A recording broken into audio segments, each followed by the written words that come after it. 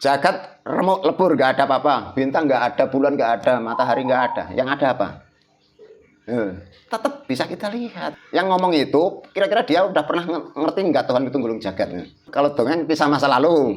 Kalau untuk menggulung jagat kan untuk kedepannya. Apa yang ngomong ini udah pernah hidup di masa yang akan datang? Belum kan? Kita yang waras ya ngalah gitu.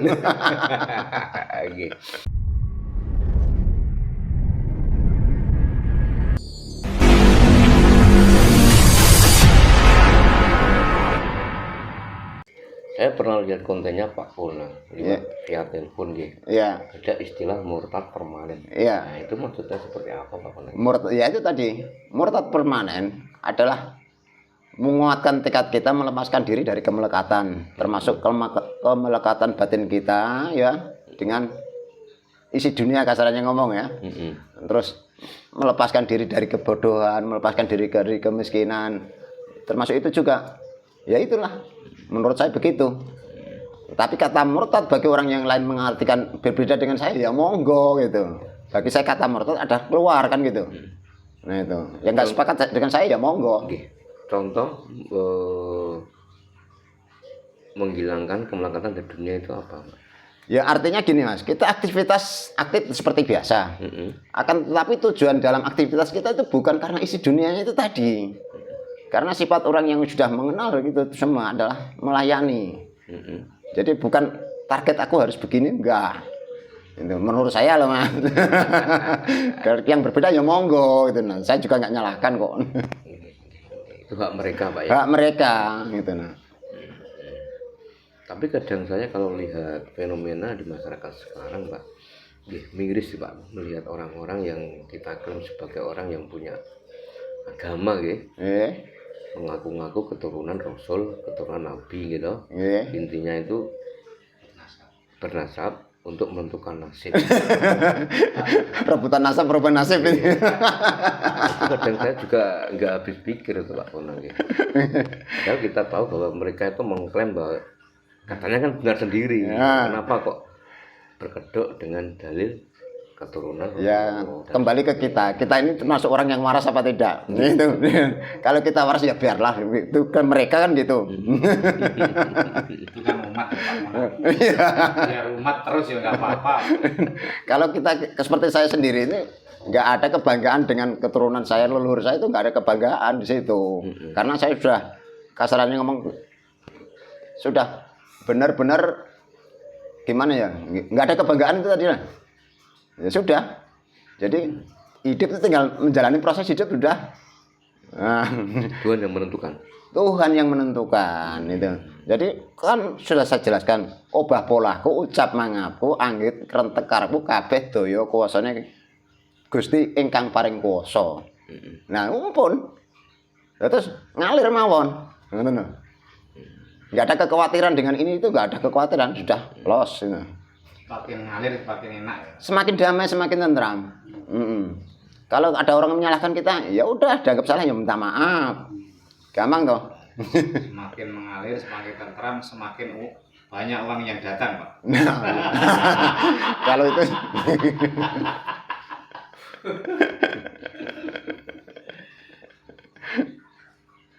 Tuhan ya dengan Sang Pencipta itu beda enggak? Kalau Tuhan itu kan istilah bahasa dimengerti untuk secara universal mas ya. Kata Tuhan. Bagi saya secara pribadi, Sang Maha Kuasa itu nggak punya nama. Nggak punya nama. Bagi saya loh. Kalau bagi orang lain punya nama ya monggo, kan gitu. Berarti intinya Tuhan dengan Sang Maha Kuasa itu sama, bukan? Sang Maha Kuasa itu hanya kata Sang Maha itu kan bukan nama itu mas. Bukan nama. Bukan nama itu. Tapi wujud. Maksud wujud itu wujud penampakan apa wujud ada? Wujud ada. Wujud ada kan eksistensi keberadaan mereka dengan rasa itu tadi. Kalau penampakan? Penampakan tuh tergantung juga kan itu. Tergantung gimana Pak? Bisa dijelaskan sedikit Pak. Suatu contoh ya, kalau penampakan misalkan kita melihat, ini saya mas ya, kalau saya melihat kambing, jadi secara fisikal memang itu kambing, akan tetapi secara batin saya yang gerak-gerak menggerakkan kambing itu zat Tuhan itu sendiri gitu nah. Jadi mau semena-mena dengan namanya hewan itu nggak berani juga. Jadi tetap kita mengedepankan rasa welas asih sesama makhluk itu nah.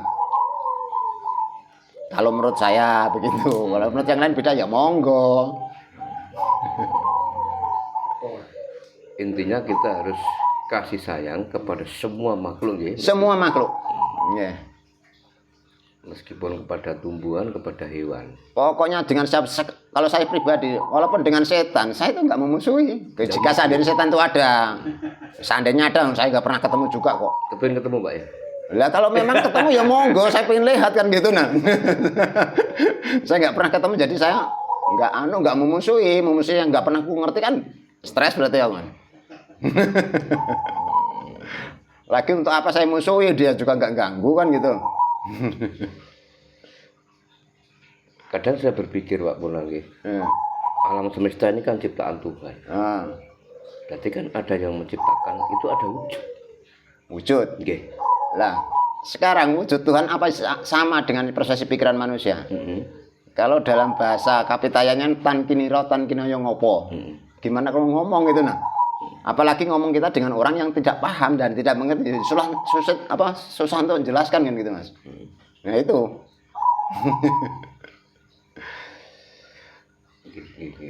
Jadi kadang saya tuh sampai ke situ Pak, kadang berpikir sampai ke situ kan ada matahari, ada alam semesta semua.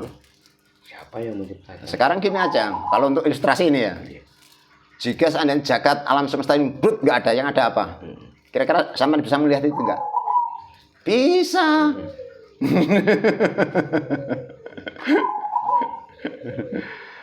Jagat remuk lebur nggak ada apa-apa, bintang nggak ada, bulan nggak ada, matahari nggak ada. Yang ada apa? Tetap bisa kita lihat. Yang sekarang kita lihat ini nggak ada gitu nah. Tapi mungkin nggak jagat ini mau digulung sama Sang Kuasa? Nah, saya nggak ngerti protokolnya Tuhan itu Mas, jadi saya nggak bisa jawab. Oke. Dan saya juga itu Pak.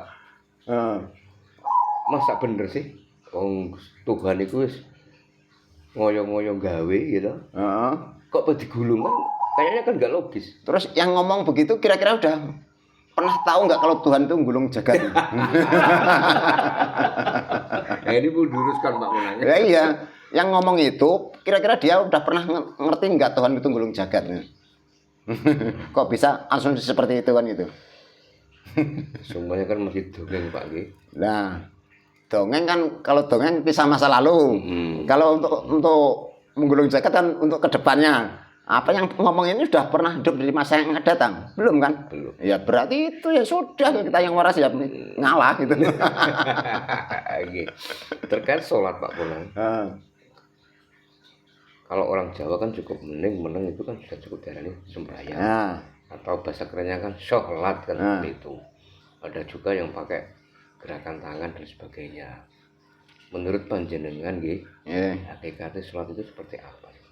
Kalau kata sholat itu kan bahasa agama Mas. Nah saya nggak berani masuk wilayah bahasa agama Mas. Karena sangat sensitif. Jadi saya masuk dengan wilayah Jawa. Jadi kalau saya ini enggak berkaitan dengan kata sholat tadi ya. Jadi kalau saya pribadi lebih cenderung ke manembah, bukan menyembah. Manembah. Kalau menyembah kita keluar, ibaratnya berhadapan-hadapan. Tapi kalau manembah kita ke dalam. Nah itu. Kanannya manembah kalau orang Jawa? Ya tanpa sebutan, tanpa asma, tanpa permohonan kita manunggalnya wiji. Gitu. Jadi ya udah menikmati dalam batin kita bersama sang sejati itu tadi. Kalau kita banyak doa, minta ini, minta itu, seolah-olah nggak percaya dengan kekuasaan Tuhan Maha mengerti gitu nah. Kalau saya, tapi kalau yang lain ya monggo kerso, itu kan bebas berpendapat. Gitu. Berarti Pak Punang ini kalau sholatnya 2 kali dong. Tadi katanya masih menjalankan sholat syariat, gitu. Kalau kan masih melu. Itu kan versi agama. Tapi yang personal pribadi kan bukan untuk layak umum gitu nah. Apa agak bingung Tuhan nanti Pak? Karena yang harus dinilai kan gitu. Tuhan tuh Maha mengerti tuh Mas. Kalau bingung berarti bukan Tuhan tuh Mas. Kebutuhan. Bingung karena kebutuhan.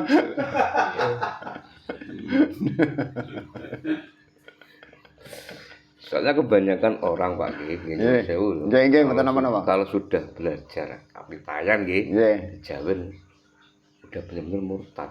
Segala-galanya, entah itu murtad syariat, entah apa itu udah lolos.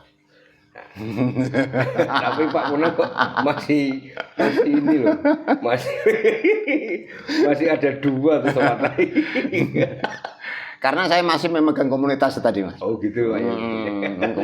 Itu kan komunitas dalam wadah komunitas agama kan gitu. Akan tetapi urusan personal individu ini kan bukan untuk konsumsi umum kan gitu. Artinya apa yang saya praktekkan itu kan orang lain nggak bakalan ngerti, nggak bakalan tahu gitu. Iya. Oh. Di awal Pak Munang mengatakan gitu bahwa semua agama itu kan sama gitu. Nggih, sama bagusnya identitas agama itu sama baiknya kan.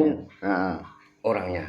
Kembali kepada manusianya. Kalau kita sudah tahu semua agama ini bagus, baik, tergantung orangnya. Kenapa Pak Munang harusnya ke Islam, bukan ke agama lain? Itu juga karena gimana ya? Orang tua mbah saya kan Islam juga gitu, Mas. Gitu ya. Islam itu sesungguhnya kan kata selamat, Mas. Rahmatan lil alamin. Ya toh? Selamat. Sedangkan Islam itu adalah orang yang pasrah semilih-semilih. Kata Islam itu di situ. Iya. Jadi kalau kita belum bisa pasrah semilih-semilih dengan sang sejati, ya namun identitas saja Islamnya itu, Mas. Identitas Pak ya? Identitasnya saja, tapi manusianya belum seutuhnya Islam kan gitu. Jadi Islam itu juga bagus. Gitu nah. Soalnya kan identik menyembah. Menyembah itu. Jadi saya nggak berani ngomong-ngomong. Soalnya yang urusan pribadi ya pribadi saya kan gitu. Maksudnya Islam selamat dalam hal apa, Pak? Makna Islam kan selamat ya. Iya, betul. Termasuk selamat dengan diri kita tentang kehidupan kita yang akan datang. Kasarannya ngomong nanti bagaimana kamu gini lah, Mas. Islam itu rahmatan lil alamin. Jadi kata Islam itu adalah orang yang jiwa sudah pasrah semilih-semilih dengan sang sejati, artinya tidak ada embel-embel kepentingan duniawi dalam komunitas tersebut. Jika ada orang yang mengatasnamakan dirinya Islam tapi masih punya kepentingan dengan identitas agama itu, berarti mereka secara identitas memang Islam, tapi manusianya dia belum Islam itu. Karena belum pasrah semilih-semilih. Seperti orang yang berebut nasab untuk nasib tadi ya, betul. Ya mungkin begitu. Masih berebut kebenaran itu nah. Masih suka demo, caci maki sesama teman itu kan ya mungkin identitasnya Islam, tapi manusianya belum gitu nah. Tapi faktanya Pak, sekarang di kehidupan masyarakat gitu, Islam kan rahmatan lil alamin. Tapi yang bikin rame kisru itu malah orang-orang itu, bukan agama lain. Nah itu berarti dia itu Islamnya baru identitas, Mas. KTP. Baru komunitas untuk KTP. Mungkin begitu. Tapi manusianya secara personal, secara individu belum gitu nah. Masih ada kebencian soalnya. Orang yang sudah Islam sejati itu nggak ada kebencian dengan siapapun. Nah itu. Tadi juga disinggung Pak Ponang bahwa selamat itu ketika nanti di masa mendatang gitu. Harapannya kan begitu. Maksudnya di masa mendatang itu kapan? Di waktu apa? Nah itu yang rada repot, saya juga bingung itu, masih mencari masalahnya. Enak jujur-jujuran toh ya. Iya betul. Saya juga masih dalam proses pembelajaran juga ini kan. Kalau versi Jawa bagaimana pemahamannya kayak itu? Versi Jawa saya juga belum Mas ya. Saya nggak mempelajari tentang Jawa juga, Mas. Jadi ya murni saya itu pengetahuan dengan cara saya sendiri, pemahaman saya sendiri. Jadi yang kejawen seperti apa sih saya sendiri nggak paham. Gitu nah. Tapi menemukan sang sejati tadi lewat kejawen tadi jenengan nggih. Ya karena gimana? Ada yang dari kejawen juga iya. Ada yang dari agama juga iya, kan gitu. Terus dari pribadi juga iya. Ya nggak ada yang murni 100%, nggak. Masalahnya apa? Ilmu Tuhan sang sejati itu kan menebar di mana-mana. Nggak mungkin kita hanya satu tempat kita dapat, itu nggak mungkin, Mas. Terus kita pedol kan gitu. Untuk apa pengembangan olah pikir tadi. Nah, pengembangan olah pikir itu tadi kalau sudah mengembang, nalar kita mengembang, kita akan menghayati dengan rasa batin. Soalnya dalam diri manusia itu ada 3 rasa, Mas. Rasa jasmani, rasa rohani, dan rasa nurani. Nah, di sini kalau kita masih egonya kuat, kita fokus pada rasa jasmani. Pedas, pese, perih. Nah, itu rasa jasmani. Tapi kalau rasa rohani itu kan masih senang, resah, gelisah itu kan rasa rohani. Iya. Tapi kalau kita sudah masuk wilayah rasa nurani itu sudah damai. Tentrem, ayam, nggak ada kekhawatiran tuh. Nah, itu menurut saya. Kalau yang menurut kalian berbeda ya monggo, sah-sah saja. Jadi sekarang Pak Pernah sudah menemukan yang rasa rohani tadi ya. Ya kalau saya rasakan saya sendiri kan sudah merasa damai. Los Pak. Iya, udah damai. Apapun yang terjadi itu yang terbaik, karena sesuatu apapun yang terjadi itu kehendak Tuhan itu sendiri. Jadi kalau sudah kehendak Tuhan itu sendiri nggak ada yang salah. Mungkin dalam matematika saat ini dianggap salah, barangkali nanti baru ketemu ujungnya, oh ini toh itu no. Bener, endingnya tetap bener. Itu. Contohnya kehendak Tuhan itu seperti apa sih Pak? Kehendak Tuhan yang terjadi pada isi semesta ini itu kehendak Tuhan. Kalau menurut saya, Kalau takdir beda enggak sama kehendak Tuhan? takdir itu kalau sudah dilewati, kalau belum dilewati yang belum takdir teman. Menurut saya. Berarti kalau ada orang hidupnya itu dari kecil susah terus gitu. Itu takdir apa kehendak Tuhan? Kalau dia sudah melewati proses itu berarti takdir, tapi yang kedepannya belum. Belum ya. Seperti sekarang ini ya, yang dari sekarang mundur itu takdir, tapi yang ke depan nggak bisa ngomong takdir belum dilalui kok. Enggak, tapi kan ada juga gini Pak, orang itu dari kecil sampai dia meninggal itu hidupnya susah. Nah, apakah itu merupakan kehendak apa takdir itu kalau Lah kan sudah dilewati ya takdir tuh Mas. takdir Ya, gitu? sudah dilewati kok. Bisa nggak merubah takdir orang? Hah? Bisa nggak takdir itu dirubah gitu? Lah kalau sudah dilewati gimana ngerubahnya Mas? Itu proses kehidupan sudah dilewati, mau dirubah gimana sudah dilewati. Kalau yang nasib, Nah, nasib kan keberuntungan dan sial kan gitu. Kasarannya ngomong. Gimana ya kali saya ngomong? Nasib sebetulnya apapun yang terjadi itu sebenarnya sumbernya kan dari manusianya itu sendiri, Mas. Nasib baik dan buruk itu dari manusianya sendiri. Nah, kalau kita itu ingin nasib baik, ya kita tetap itu kontrol, jaga latih, jaga hati dan jaga budi, itu akan tetap bernasib baik. Tetap mengedepankan olah pikir, olah batin dan olah rasa. Nah, tapi kalau batin kita itu dengan angkara murka, ngumbar nafsu, kepingin menguasai segala sesuatu, ya udah nanti ending nasibnya juga sial. Walaupun kemenangan didapat saat ini, tapi kekalahan di belakangnya nyusul gitu. Contohnya seperti berebut nasab untuk merubah nasib itu ya. Nah, ya suatu contoh perebutan kekuasaan. Nah, yang satu murni pure, yang satunya menggunakan cara-cara yang tidak patut. Nah, walaupun di saat itu dia secara menang, ya toh, tapi dalam perjalanan dia banyak sandungan juga itu. Itu. Termasuk kan tren-trennya sekarang ini untuk berebut nasab ya? Untuk merubah nasib.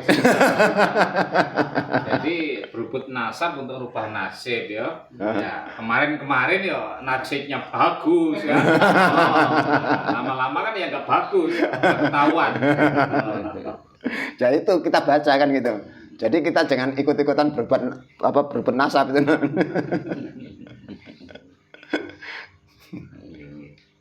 Pak, udah berapa lama ikut ajaran Jawa? Saya sebetulnya ajaran Jawa juga nggak Mas. Kasarnya nggak begitu memahami juga. Saya ini orangnya kan gimana? Ajaran apapun saya itu nggak milih-milih. Jadi bergaul ke sana ke sini bebas saya itu. Setiap ajaran, setiap komunitas itu kan tujuan intinya adalah mengenal diri. Betul. Nah, sedangkan saya masuk ke sana ke sini, kelompok ini kelompok itu, saya kan menimba ilmunya itu tadi. Jadi saya masuk ke golongan manapun oke gitu Kasarannya ngomong, saya dibilang orang kejauhan, saya nggak pernah belajar Jawa juga, kasarannya ngomong tentang jati diri ini kok. Nah itu.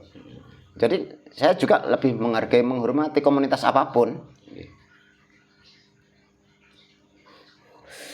Tujuan orang belajar nih Pak, entah itu kejawen, entah itu agama, tujuannya kan salah satu untuk mengenal diri. Jati diri, caranya seperti apa? Ada nggak tahapan-tahapan untuk mengenal jati diri?